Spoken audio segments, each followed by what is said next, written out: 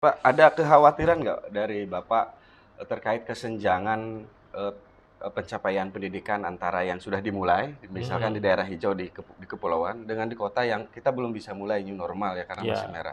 Ada mhm. kekhawatiran terjadi kesenjangan, transformasi ilmu kepada siswa nggak, Pak? Oh, pasti.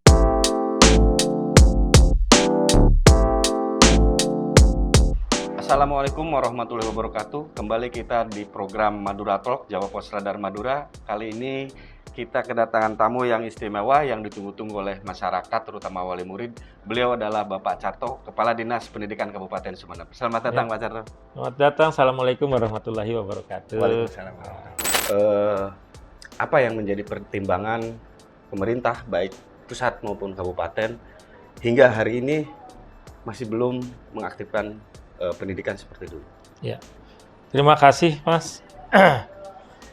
Jadi secara umum, kebijakan pemerintah itu dengan adanya penyebaran pandemi COVID-19 ini, yang diutamakan, yang diprioritaskan pertama adalah kesehatan dan keselamatan bagi peserta didik, para pendidik, ya juga keluarga dan masyarakat secara umum. Ya, intinya jangan sampai terjadi klaster itu terjadi di lokasi pendidikan, gitu yang pertama ya. Kemudian beberapa masukan memang banyak sekali dari masyarakat dan lain-lain, ini udah rasanya jenuh ya. Jadi yang pertama mungkin kesimpulannya bahwa mendidik anak tidak semudah yang dibayangkan ya. Jadi orang-orang tua ini mungkin udah bosen ya walaupun anaknya ya. Jadi alhamdulillah guru itu kesabarannya dan lain-lainnya dari dulu udah teruji lah mereka. Memang benar-benar mendidik anak itu tidak semudah apa yang dibandingkan pada orang tua. Ya, ini udah terbukti. Beberapa bulan saja orang tua diikuti oleh anak-anaknya ini udah merasa bosan itulah. Ini mungkin jalan yang pertama ya. Nah, terkait dengan kebijakan pemerintah, kita harus pembelajaran daring ya untuk menghindari itu. Sehingga semua selamat dan sehat ya. Dari yang pertama bahwa pembelajaran itu memang dari pusat diinstruksikan ke bawah, prinsipnya sama berlakunya itu dengan daring ya. Pembelajaran jarak jauh dengan daring ataupun pembelajaran dengan kunjung guru. Guru datang ke itu. Itu ada dua hal mungkin yang diterapkan itu. Kita berbeda daerah kita, daerah wilayah kepulauan, daerah juga yang miskin lah anggap karena kita juga masuk kabupaten khusus. Sehingga di situ ada beberapa kesulitan. Yang pertama dari sisi kepemilikan HP Android. Untuk kalau ngajar itu sepenuhnya kita dengan cara daring dari HP ya. Itu murid-murid itu tidak punya HP, terutama di SD ke bawah ya. SD ke bawah harus banyak panduan dari orang tua. SMP, SMA saya kira udah lumayan lah kalau di wilayah perkotaan. Nah, edaran itu disamaratakan lah dari pusat. Pokoknya harus begini gitu ya.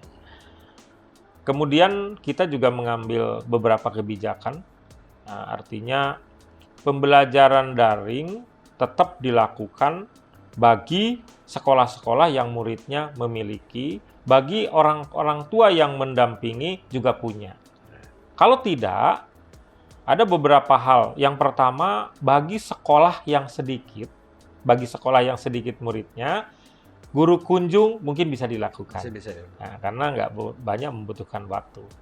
Kalau sudah muridnya beberapa kelas atau 2 kelas saja, 2 kelas kalau 30, 60, kalau gurunya 2, guru kunjung tiap hari cukup lumayan juga. Ya, cukup lumayan juga. Tidak mungkin juga ya, Pak? Ya. Sehingga ada beberapa kebijakan lagi sehingga tidak putus ya. Baik kita koordinasi dengan orang tua agar segala sesuatunya dibantu banyak hal dibantu bagaimana orang tua terus mendampingi muridnya, mendampingi anaknya. Itu. Yang kedua, guru juga butuh laporan. Laporan dari dia, bentuknya itu dia apa, nanti atau WA, saya sudah belajar dengan anak, dengan ini dan lain-lain, butuh bukti gitu ya. Kemudian juga bisa kami mencoba pembelajaran kunjung guru tapi dengan klaster atau tanian lanceng di kita itu ya. Misalnya dalam satu wilayah itu jumlah murid yang paling banyak dari mana, di wilayah itu dikumpulkan di rumah salah satu orang murid. ya. Jadi tidak satu guru ke satu orang ya, Pak? Jadi tidak hanya satu murid satu orang secara bergiliran. Kalau muridnya banyak, bagaimana lagi kalau kalau enggak punya HP, enggak punya kita terpaksa ya kumpulkan lah. Tapi kasus itu banyak ya Pak di Sumeneb, siswa atau orang tua siswa di wilayah-wilayah pinggiran ini guru rata-rata menggunakan hal yang seperti ini. Artinya pendidikan dalam jejaring itu belum bisa dilakukan ya? Sepenuhnya. Belum bisa. Tidak bisa dilakukan sepenuhnya. Sebagian yang memiliki dan lain-lain ya tetap jalan, terutama di wilayah perkotaan ya. Sebagai orang yang di bidang pendidikan Pak, pendidikan dalam jejaring dengan melalui digital, apakah itu cukup untuk membangun manusia generasi kita ke depan? Kalau dikatakan cukup atau efektif, rasanya kurang begitu mengena ya, kurang begitu mengena karena karakter yang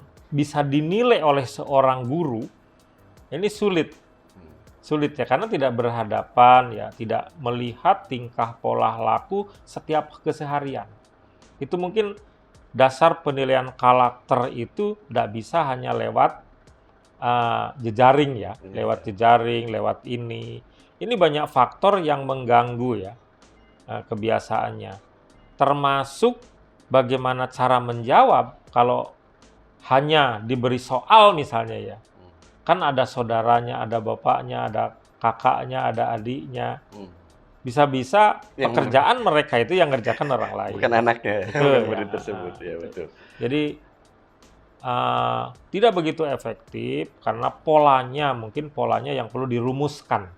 Yang dirumuskan, satu sisi bagaimana pola jejaring atau pembelajaran jarak jauh dengan pola jejaring itu tadi mengena dari sisi teori untuk praktek-praktek pembelajarannya, tapi untuk khusus menilai karakternya, saya kira harus berhadapan dengan guru. Jadi, tidak bisa dengan jarak jauh. Jarak jauh itu.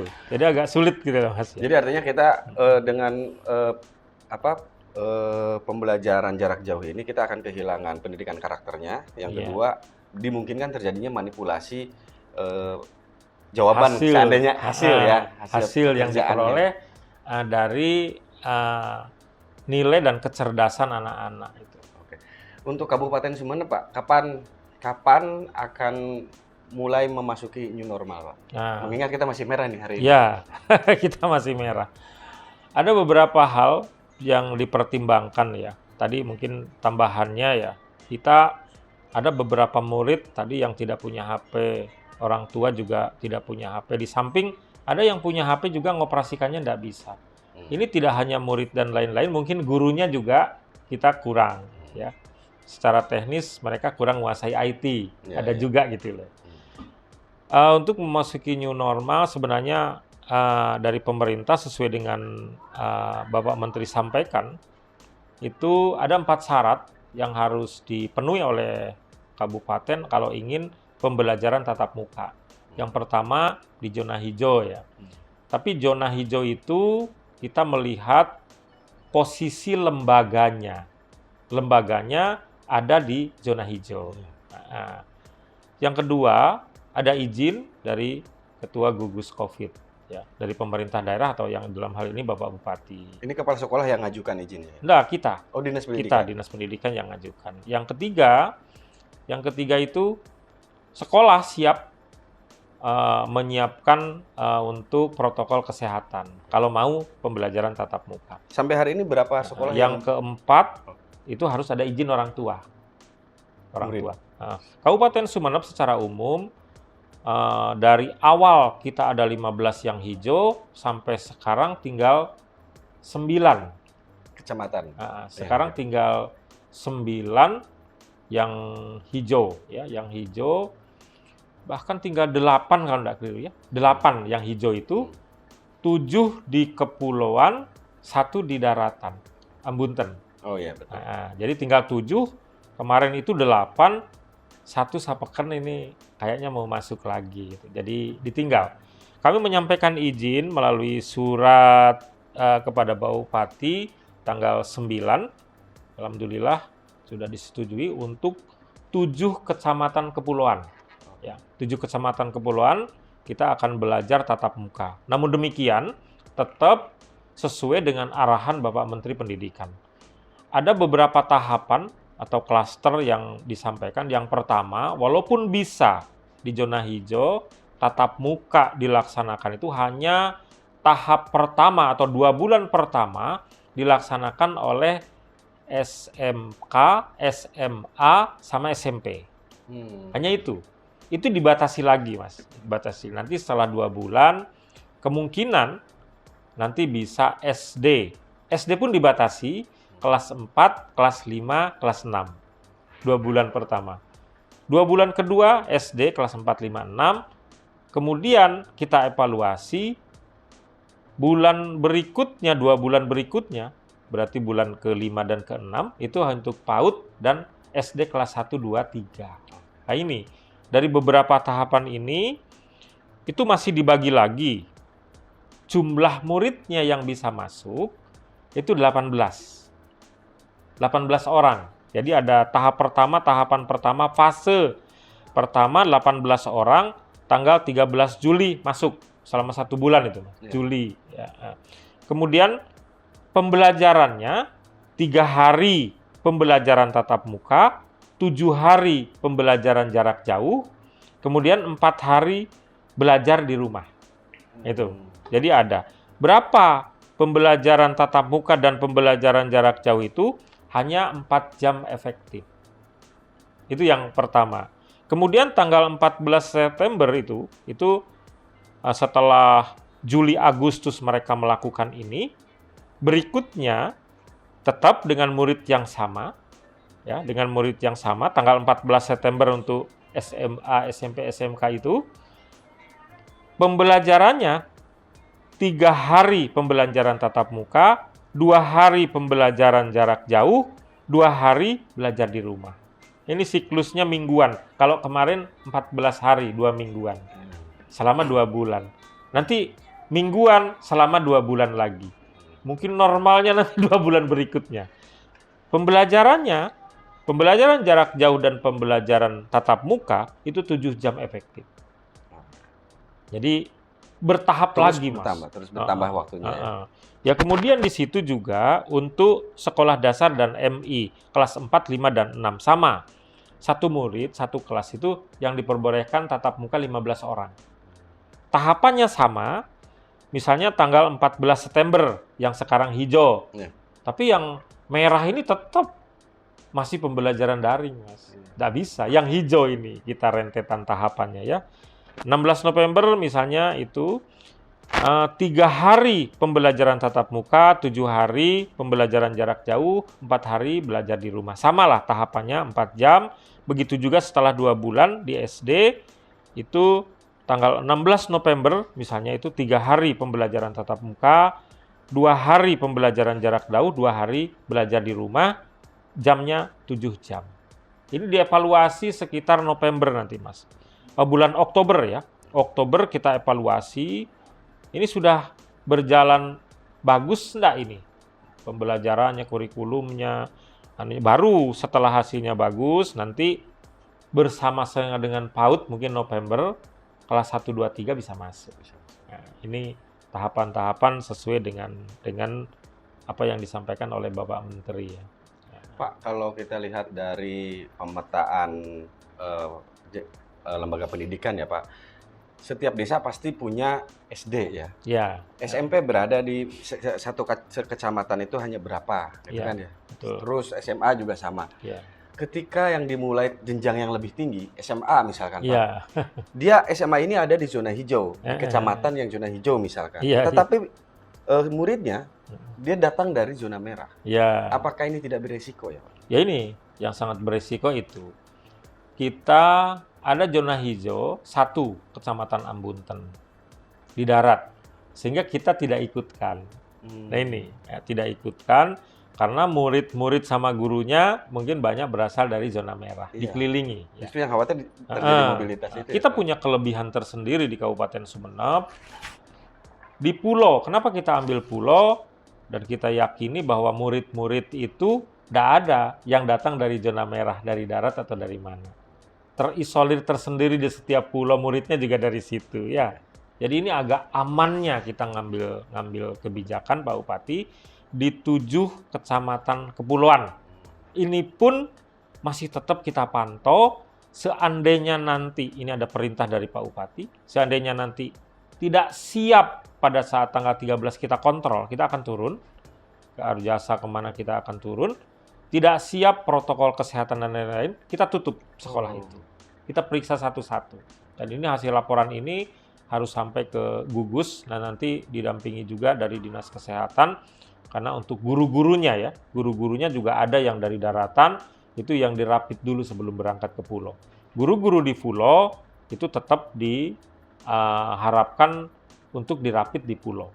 Jadi ada beberapa kesiapan dari mereka yang sudah disampaikan kepada kami, yang pasti setiap sekolah untuk SMP dan SMK minimal termogan itu 2 lah disiapkan. Minimal ya, kalau muridnya banyak harus lebih banyak ya.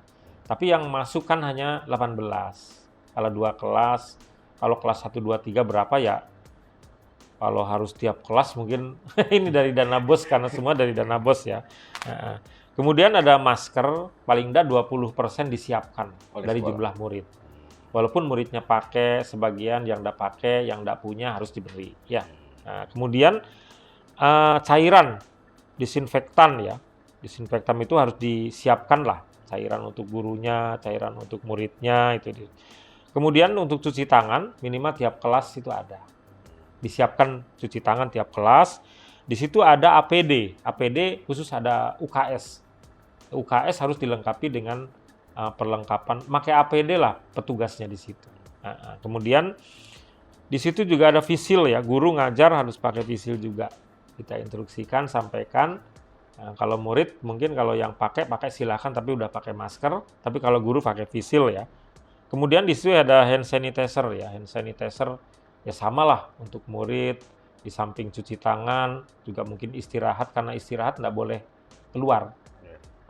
Kantin nggak boleh buka, istirahat nggak boleh keluar, itu masuk. Yang terakhir ya rapid test untuk para guru yang akan berangkat ke kepulauan, yang di pulau juga di puskesmas setempat. Kita berpikir bahwa tidak ada masalah lah, semua layak sesuai persyaratan Pak. Kemudian digunakan tahapan tadi, diawali dengan 4 jam pembelajaran gitu. Ya. Apakah itu memenuhi target pembelajaran guru ya? Karena guru kan punya target ya di kurikulum itu Pak. Bisa terpenuhi atau tidak Pak? Ini kita coba Mas, jadi kita coba membuat beberapa ketentuan yang harus disiapkan. Jadi kami sudah juga di samping ada pemetaan ya, yang jelas kami tidak, pemetaan itu tanggung jawabnya gugus ya, dengan lending sektornya Dinas Kesehatan ya. Kami tunduk ke situ sehingga bisa sampai diputuskan 7, itu bukan kami yang memutuskan ya di sana ya. Yang kedua, kami juga membuat dan melakukan sosialisasi protokol kesehatan yang diharapkan. Sudah, jadi ini sudah di situ. Kemudian juga melakukan survei kesiapan sekolah.